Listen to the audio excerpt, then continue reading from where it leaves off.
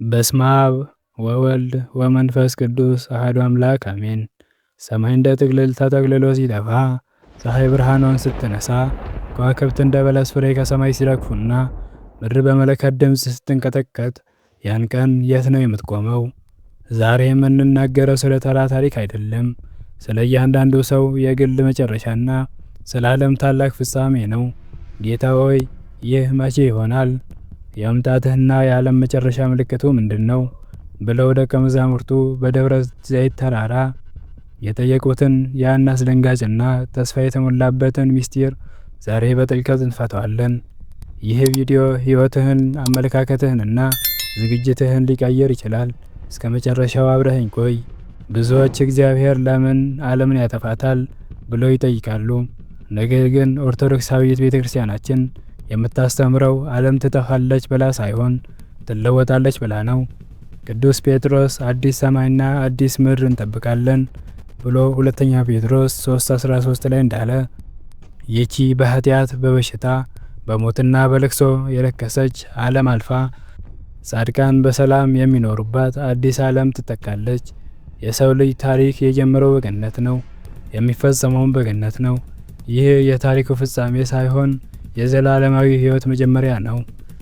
እግዚአብሔር ዓለምን የሚያሳልፋት ፍጥረቱን ሁሉ ስለጠላ ሳይሆን ፍጥረቱን ከሙስናና ከጥፋት አውጥቶ ወደማያልፈው ክብር ለመውሰድ ነው። አንድ ጊዜ በአንድ ገዳም ውስጥ የሚኖር አንድ ቅዱስ አባት ነበር። ይህ አባት ሁልጊዜ ሲጸልይ ጌታ ሆይ የዓለም መጨረሻ ሲሆን ምን እንደሚፈጠር አሳየኝ ብሎ ይማጸን ነበር። አንድ ቀን በመንፈስ ተነጥቆ አንድ ታላቅ ሜዳ ላይ ቆመ። በዚያ ሜዳ ላይ ሁለት ትላልቅ ሰራዊቶች ተሰልፈዋል። በአንድ በኩል ብርሃን የለበሱ መላእክት፣ በሌላ በኩል ደግሞ ጨለማ የለበሱ አጋንንት። በመካከላቸው አንድ ትልቅ ሚዛን አለ። ሰዎች አንድ በአንድ እየመጡ በሚዛኑ ላይ ይቆማሉ። የሚገርመው ግን በሚዛኑ ላይ የሚቀመጠው ሰውየው ሳይሆን በምድር ላይ ሳለ የሰራቸው ቃላቶቹና ስራዎቹ ነበሩ። አንድ ሰው መጣ። ብዙ የጾምና የጸሎት ስራዎች ነበሩት። ነገር ግን በሚዛኑ ሌላኛው ወገን ለሰዎች የነገረው ክፉ ቃልና ውስጣዊ ትዕቢቱ ሲቀመጥ ሚዛኑ ወደ ክፉ አጋደለ። ያ ቅዱስ አባት ደነገጠ። ጌታችንም እንዲህ አለው፣ ልጄ ሆይ ዓለም የምታልፈው በድንገት ነው። ሰዎች በምድር ላይ ዝነኛ ለመሆን ሲሮጡ፣ እኔ ግን ልባቸውን እመዝናለሁ። ይህ ታሪክ ለእኛ ትልቅ ትምህርት አለው።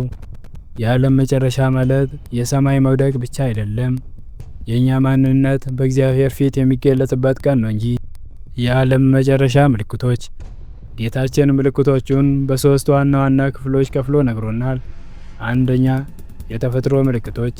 ጌታችን ታላቅ የምድር መንቀጥቀጥ፣ ቸነፈርና ራብ ይሆናል ብሏል። ዛሬ ዓለም የምታየው የአየር ንብረት መዛባት፣ አዳዲስና አስፈሪ ወረርሽኞች እንዲሁም የምድር ሀብት መመናመን የመጽሐፍ ቅዱስ ቃል እየተፈጸመ መሆኑን ያሳያል። እነዚህ የምጥ መጀመሪያ ናቸው። ሁለተኛ፣ የማህበራዊ ሕይወት ምልክቶች። ከአመፅ ብዛት የተነሳ የብዙዎች ፍቅር ትቀዘቅዛለች። ማቴዎስ 24:12። ዛሬ በሰዎች መካከል ያለው ጥላቻ፣ በቤተሰብ ውስጥ ያለው መቃቃር፣ የሰው ልጅ ለሰው ልጅ ያለው ርኅራኄ መጥፋት ትልቁ ምልክት ነው። ሰዎች ራሳቸውን የሚወዱ፣ ገንዘብን የሚወዱ፣ ትዕቢተኞችና የማይታረቁ እንደሚሆኑ ቅዱስ ጳውሎስ ነግሮናል። ሶስተኛ፣ የሃይማኖት ምልክቶች። መከፋፈል፣ የሐሰተኛ መምህራን መብዛትና ክርስቶስ እዚህ አለ እዚያ አለ የሚሉ ድምፆች መሰማት። በቤተ ክርስቲያን ስም የሚነግዱ ተኩላዎች ሆነው ሳለ የበግ ለምድ የለበሱ ብዙዎች የሚነሱበት ዘመን ላይ ነን። አራተኛ፣ የሐሰተኛው መሲህ መምጣት። የዓለም መጨረሻ ከመሆኑ በፊት የአመፅ ሰው የተባለ ሐሰተኛው መሲህ ይነሳል። እርሱ ሰይጣን የሰጠውን ኃይል ተጠቅሞ ታላላቅ ተአምራትን በማድረግ ሰዎችን ለማሳት ይጥራል። ቅዱሳን አባቶች እንደሚነግሩን እርሱ የሚመጣው በጦርነት ሳይሆን ሰላም ሰጪ መስሎ በመቅረብ ነው። ታላቅ መከራ በምድር ላይ ይሆናል። ሆኖም ግን እግዚአብሔር ስለ ምርጦቹ ሲል እነዚያን ቀናት ያሳጥራቸዋል። እውነተኛ ክርስቲያኖች ግን በመንፈስ ቅዱስ መታተማቸውና በቤተ ክርስቲያን ምስጢራት መሳተፋቸው በተለይም በቅዱስ ቁርባን መጽናታቸው ከዚህ ስህተት ይጠብቃቸዋል። ዳግም ምጽአት እንደ መጀመሪያው አመጣጥ አይሆንም። በክብር ይመጣል። በእልፍ አእላፋት በሚቆጠሩ መላእክት ታጅቦ በደመና ይመጣል። ሁሉ ያየዋል። መብረቅ ከምስራቅ ወጥቶ እስከ ምዕራብ እንደሚታይ የሰው ልጅ መምጣት እንዲሁ ይሆናል። ማቴዎስ 24:27 የመለከት ድምፅ፣ ታላቅ የመለከት ድምፅ ይሰማል። ያ ድምፅም ሙታንን ከመቃብር ይቀሰቅሳል። ሞት መጨረሻ አይደለም። መቃብር ለክርስቲያኖች የእረፍት ቤት ነው።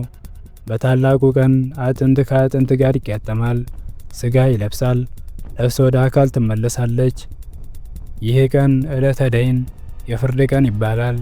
ጌታችን ሰዎችን እንደ እረኛ በሁለት ይከፍላቸዋል። መመዘኛው ግን ፍቅር ነው። የተራበ አብልተናልን? የታረዘ አልብሰናልን? የታመመ ጠይቀናልን? ተወዳጆች ሆይ መጨረሻው መቼ ነው ብለን አንጨነቅ። ምክንያቱም ለእያንዳንዱ ሰው የዓለም መጨረሻው ሞቱ ቀን ነው። ከሞትን በኋላ ንስሐ የለም። ስለዚህ ሁልጊዜ በንቃት መጠበቅ፣ በንስሐና በቅዱስ ቁርባን መታተም፣ የአባቶችን ምክር በመስማት በኦርቶዶክሳዊ ተዋሕዶ እምነት መጽናት። አሁኑኑ ወስን።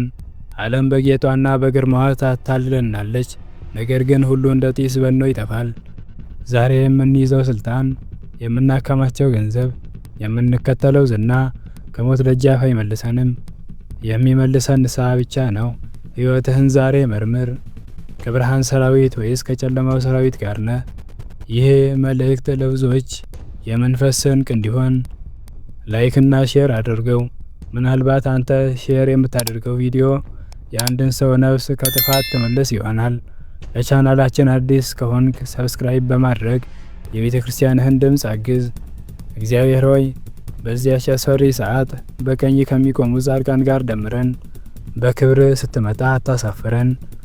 ሀገራችንና ቤተ ክርስቲያናችንን ጠብቅ። የእግዚአብሔር ቸርነት፣ የድንግል ማርያም አማላጅነት፣ የቅዱሳን መላእክት ተራዳኢነት ከሁላችን ጋር ይሁን። ወስብሐት ለእግዚአብሔር ወለወላዲቱ ድንግል ወለመስቀሉ ክቡር አሜን።